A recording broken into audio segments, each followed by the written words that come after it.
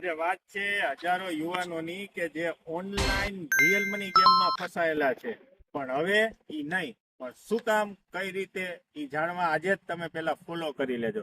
કારણ કે ભારત સરકાર લાવી છે ઓનલાઈન ગેમિંગ બિલ 2025 કે જે લોકસભા અને રાજ્યસભા બંનેમાં મંજૂર થઈ ગયું છે.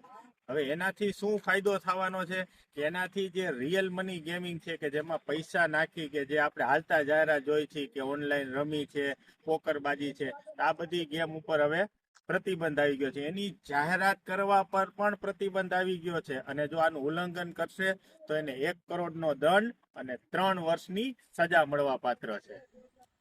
અને સાથે સાથે ભારતે ઈ સ્પોર્ટ્સને મંજૂરી આપી છે અને ભારત હવે ગેમિંગ હબ બનવા તરફ આગળ વધી શકે છે. તો મિત્રો, હવે આપણો વારો છે કે આપણે ઓનલાઈન ફ્રોડ ગેમ્સથી દૂર રહીએ અને ઈ સ્પોર્ટ્સને સપોર્ટ કરીએ.